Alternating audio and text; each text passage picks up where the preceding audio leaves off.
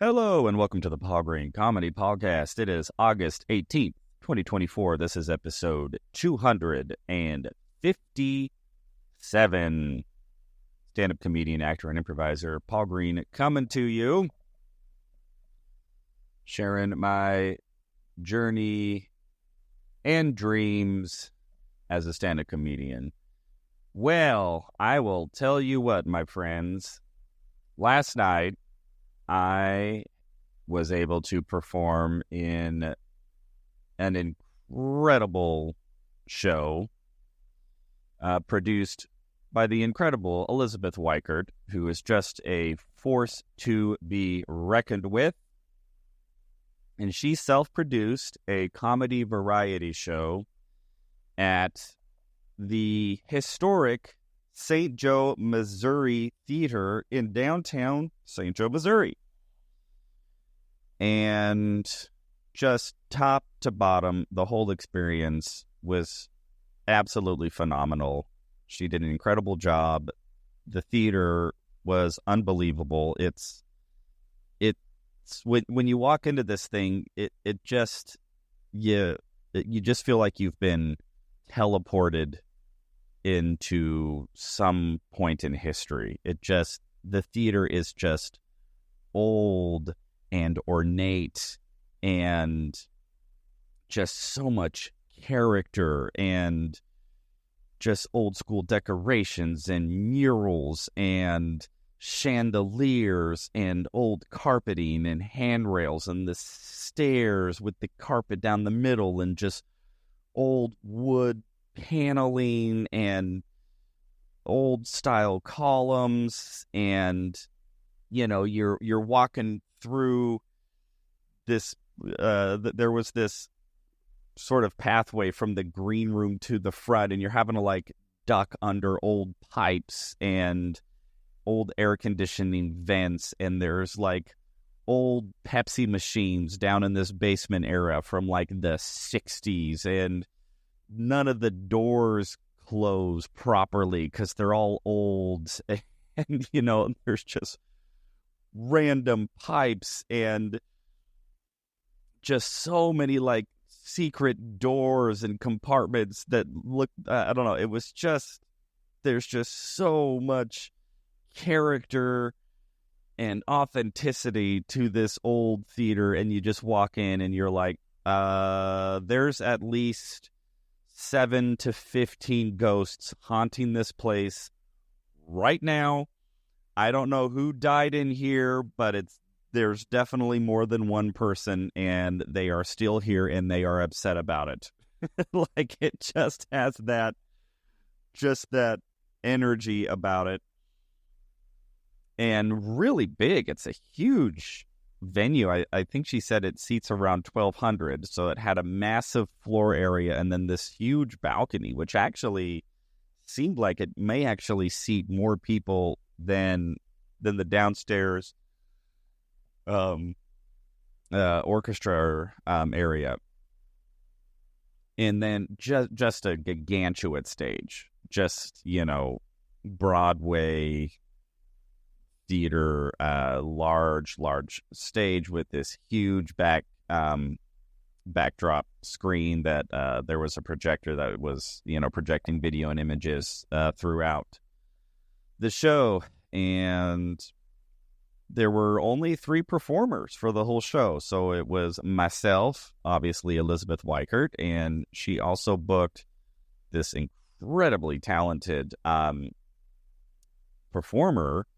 She doesn't really consider herself a stand-up comedian, although she's incredibly funny. Her name's Mandy Brooke, and she actually blew up on social media a couple years ago. But she was a singer-songwriter, a professional singer-songwriter in Nashville, Tennessee. She was in the heartland doing music and just has an unbelievable singing voice. And she had her guitar, and when she just started playing guitar and singing, it's just like, oh my gosh, I'm now hearing every professional singer songwriter I have ever heard in my life. Just just that level of talent and confidence as a performer. And she started writing and producing sort of like spoof kind of goofy songs or whatever online, and then has blown up online, has a huge online following. And so, yeah, so she was invited to be a part of this show, and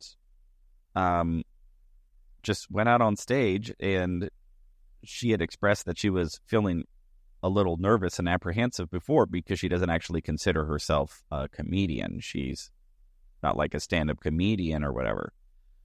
And before the show, I just said, you want to know what? Just go out there, just tell your stories, and I promise you, you are going to find these jokes are just going to come to you, and they're even going to surprise you. Like, you won't even believe how funny what you just said was. And she went out there. She was only supposed to do 20 minutes. She ended up going for 35 minutes just seamlessly. I mean, everything she was saying was so funny, so engaging, so authentic. And then she had maybe about 4 or 5 songs that she had, prepared to sing. Some of the songs from her social media that are, again, these spoof songs that were just so funny, and the crowd was just eating her up. And she's who I had to follow. And I'm not gonna lie, I was up on the balcony watching her set, because it was going to be her set and then an intermission and then me, and I'm just sitting there going, yeah, I don't really want to follow this. She is killing it. So she did fantastic. How the show started, though, was Elizabeth. So it's like the Elizabeth Weichert show, and she is a local celebrity here in St. Joe, and plus she has a huge social media following as well, and so she's the big star. And I love how she does her shows, because she actually comes out first, usually like in a typical stand-up comedy show, or, like a concert, like the headliner comes out last, the big celebrity, and then they have like openers. But Elizabeth does it differently. I love the way she does it. And plus she mixes in a lot of audio visual, which just takes so much work. It takes so much work to coordinate this stuff. So, she's coordinated like all of these like montages and stuff that are playing on the screen behind, and then she coordinates that with her act. So anyway, so the show starts. There's a video montage up front. Out comes Elizabeth. People are going nuts. She's who they came to see. She comes out in her gold onesie leotard and gold boots, which if any of you have been following my social media, you have seen her and I actually do a couple collaborative videos where I am wearing a gold onesie as well. Anyway, so she comes out. She has her routine, which is just really funny. She's just all energy, and she's all just being authentic about who she is and what she's about, and just comes out and she tells a lot of stories and does like these dance things, and then she brings people up from the audience and will like play music and dance with them and stuff. It's just so much fun. The people in the audience are just loving it. They're so engaged. She brings just such an incredible energy.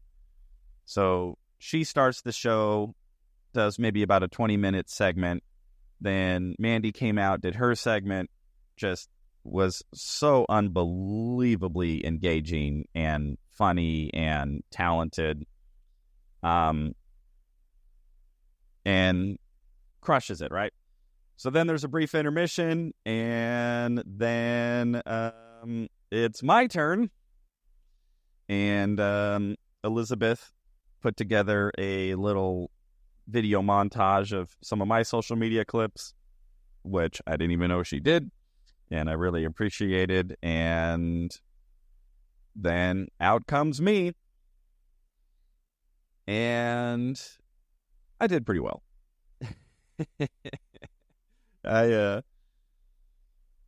I had an amazing time. I just, it's just so surreal, just walking out on a stage of that magnitude and that big of a crowd. I think last I heard, she said she sold somewhere around 230 tickets, I think. So it was enough to fill pretty much most of the floor seating. There wasn't anybody up on the balcony, which, was fine.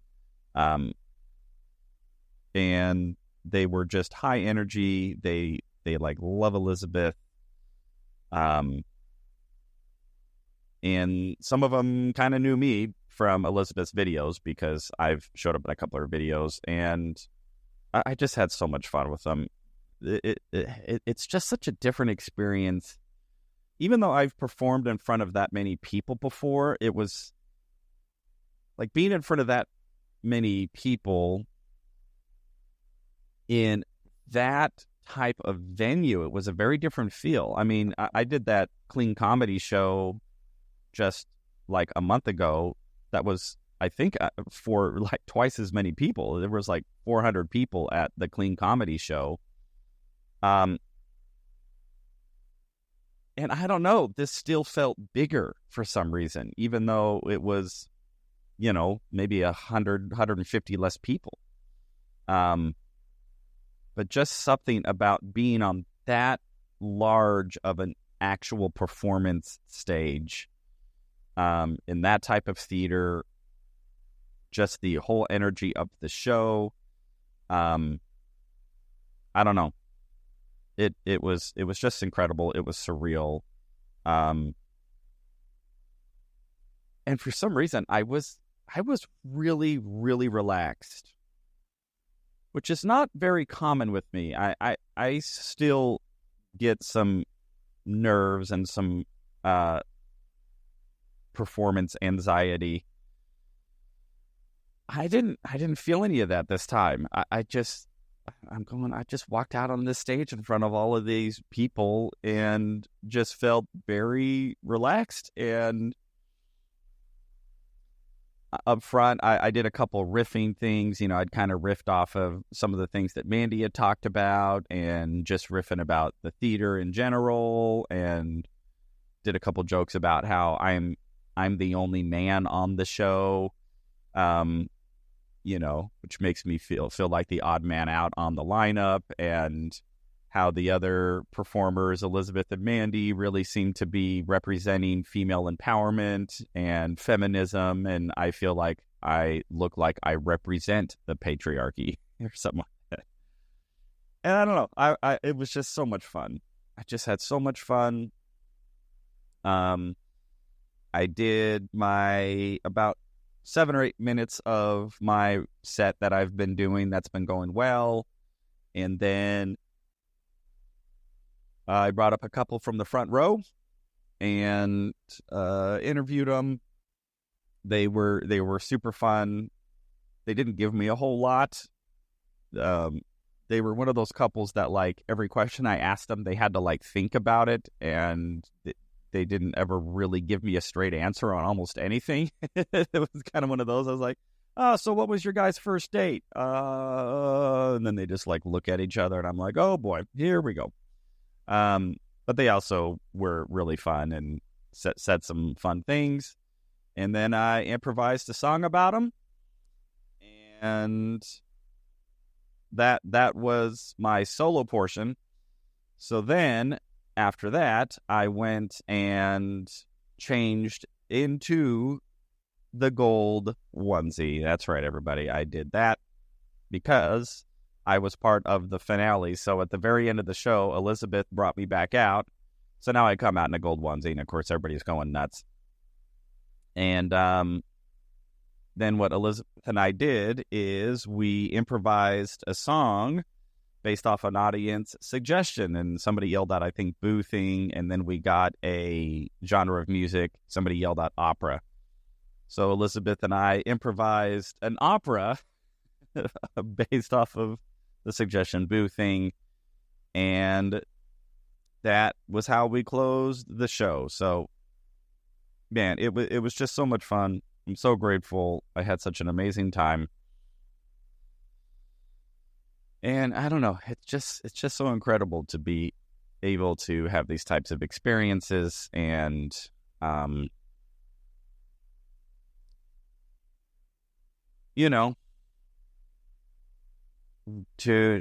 just to be in a position to where I get to perform in these types of shows. Very surreal, very grateful, very excited, and there you go. Really, really great show last night. So I will be flying back to Arizona tonight, and then back to the grind. This upcoming week, I don't think I have any show scheduled this week. So I am really committed to figuring out the next 20 minutes or so of stand-up comedy. I tried a handful of new bits last week. I don't really feel that strongly about any of them.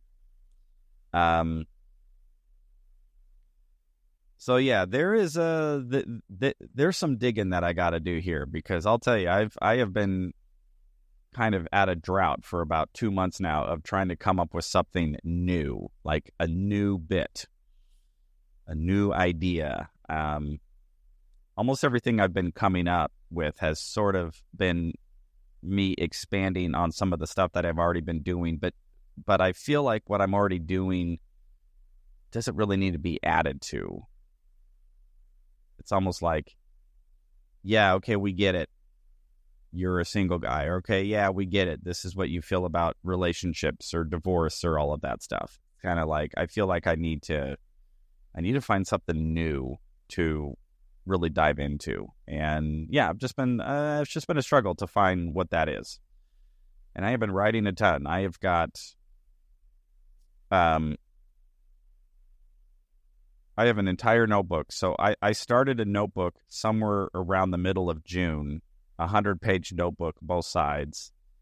And I have filled every single page, both sides of that notebook. And I started a new one last week.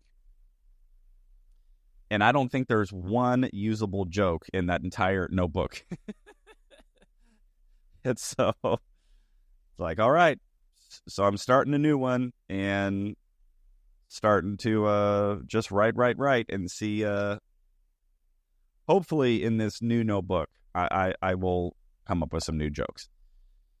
So with that, let us turn to the 48 Laws of Power, which I have been reading and commentating on each law. So these last couple of laws, I've been a little conflicted on. Like, I don't really know how I feel about them, or yeah, they have seemed to have thrown me into a bit of a psychological whirlwind trying to process what I think about them. Today's law is similar. So today's law is, think what you will, but act like everybody else. Or behave like everybody else. Oh, how do I even begin to unpack this? So this really starts to get into the idea of the importance of being absorbed into a tribe, not standing out, and not going against the grain in a manner that is insulting to your tribe or your culture.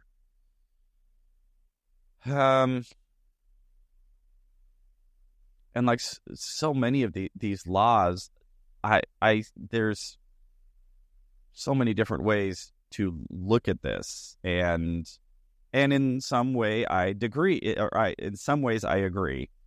I do feel it is always important to show gratitude for your culture, for your people, for your tribe, how you were raised, how you were brought up, the principles, the values, how your parents raised you, doing the best that they can with what they had and the culture that they were raised in, and all of that.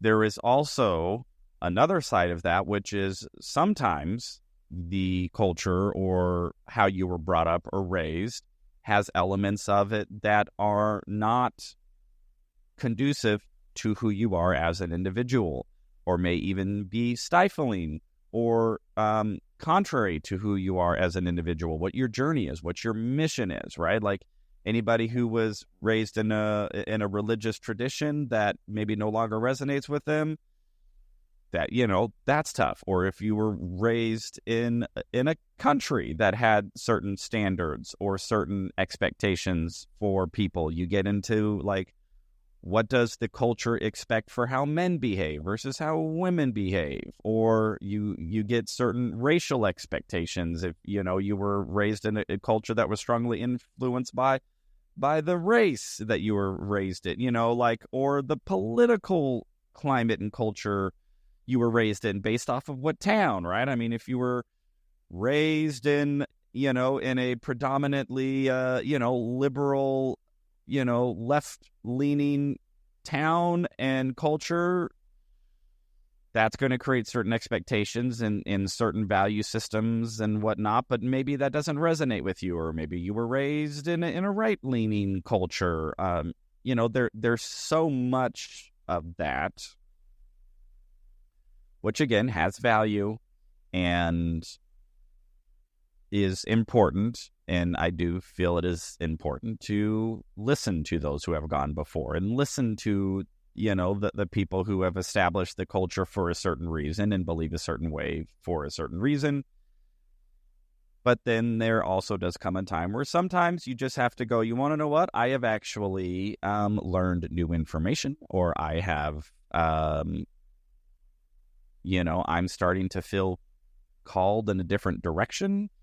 And I'm starting to feel differently than how I was raised. And I also need to be free to behave differently, with the full understanding that behaving differently from your upbringing or the cultures where you're from may cause some friction and some hurt feelings. So I don't know, to say that as a law, you are free to think whatever you want to think, but that you should never behave contrary to your culture or the group or whatever. I don't know about never. I don't know about that as a law. Now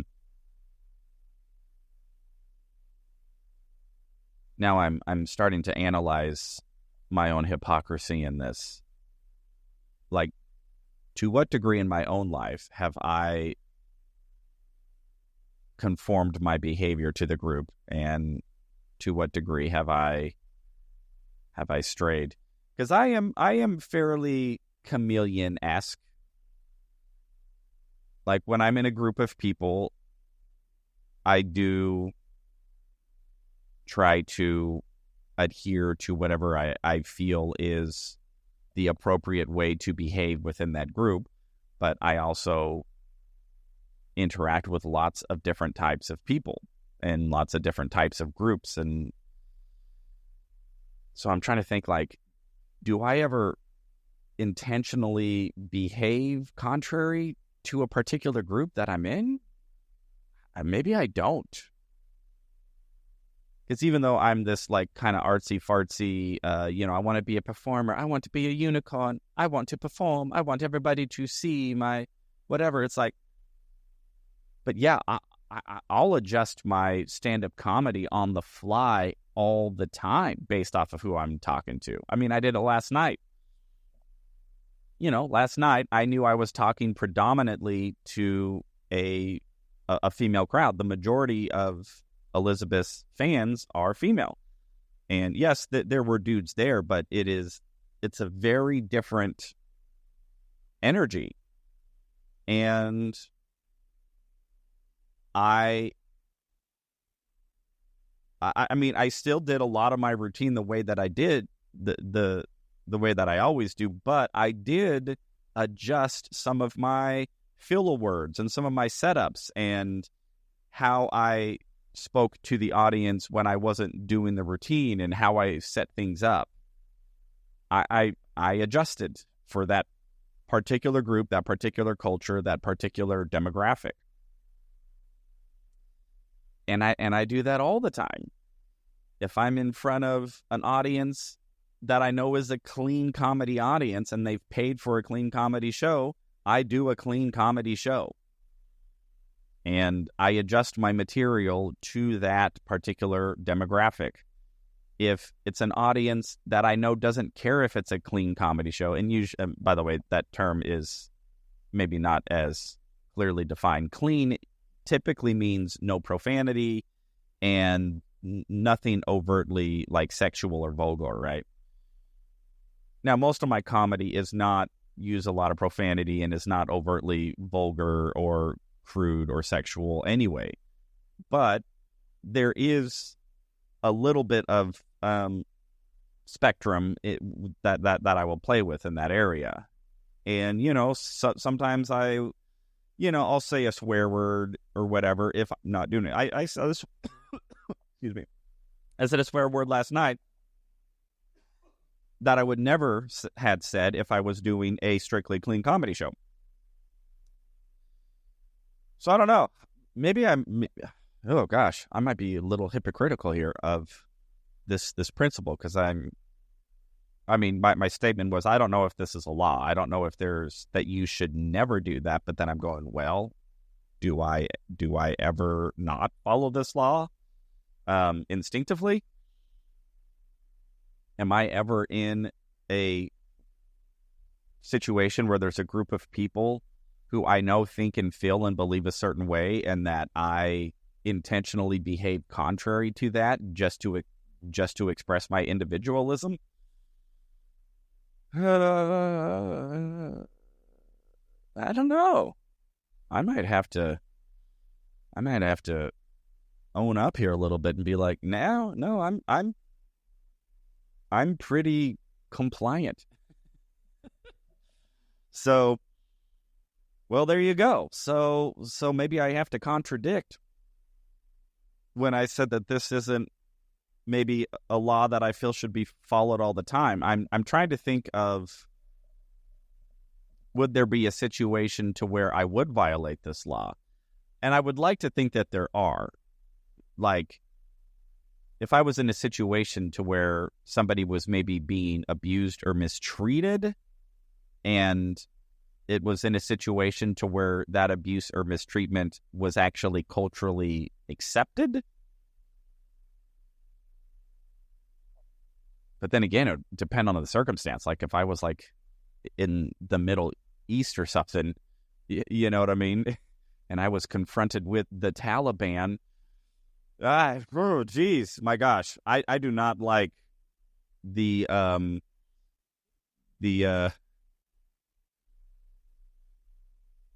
do I word this? I do not like the confrontation of how strong my character is right now. Because that really does come down to like a personal conviction. It's like if my life was on the line, I don't know, you'll see this like in movies a lot, like the end of Braveheart, where it's just like, hey, just say that you, that you renounce your little rebellion, and then we'll end all of this suffering. Like, yeah, geez, am I strong enough to just keep saying freedom? Oh gosh. I don't know. I don't know if my podcast makes any of you out there think about yourselves, but I'm definitely thinking about myself, and this law has now put me in a stage where I'm going like, my gosh, how strongly do I believe in my values, and to what degree am I willing to stand up for them, and in what circumstances, and what personal stakes am I willing to risk to theoretically go against the group. And this is all hypothetical too. It's not like, well, actually, no, it's not hypothetical. I have plenty of thoughts about, like the current political climate, and I just keep them to myself because I sure as heck don't want to pop my head up and say, yeah, I actually think all of this is bull, and I don't believe it all in what's happening, and I think it's all made up, and it's all very destructive, and I don't believe in the two-party system, and blah, blah, blah. I actually remember that there was one, it might have been the first Trump-Hillary election, when I was just like, I don't like either of these people. And by the way, I actually really haven't liked any. I mean, it's rare that I'm like 100% behind any of the two options that this system usually presents us at the end of the day. And, and the climate is thus that it's like you either believe in one of them wholeheartedly, and then that's your tribe, which means that the other tribe is your enemy. And then, the people who believe the way you believe will support you and applaud you and get your back and will comment positively on your Facebook posts. And then all of the people who don't and believe in the other person will troll you and tell you how wrong you are and how evil you are, right? And vice versa. And yet, if you don't pick a side and then you have the audacity to be like, well, I don't believe any of them, and then it's just like, well, you're throwing your vote away and you're a coward and you just don't want to, pick the right side or whatever. It's just like, oh my gosh, it's exhausting. And the reality is I don't engage with any of it, although I do have plenty of thoughts. So I guess in that regard, I am kind of following this law again, which is think what you want, but act like everybody else. And I mean, ironically enough, I don't actually think I'm acting. I don't know. I shouldn't have brought politics into this. That was a bad idea. All right, everybody. I'm getting into this little downward spiral here where I'm starting to just talk myself in circles. I don't even know what point I'm trying to make anymore. And if I don't know what point I'm trying to make, anybody who's listened to this probably is just as lost as well. So here's what I'm going to say. If you believe in the 48 laws of power, this law says, think what you want, but behave like the group or don't stand out in the group. If that law resonates with you, then I say go ahead and do it. However, if your group is bat-hit crazy, or if you have found that the things that you are being taught or the culture or whatever is no longer serving you or is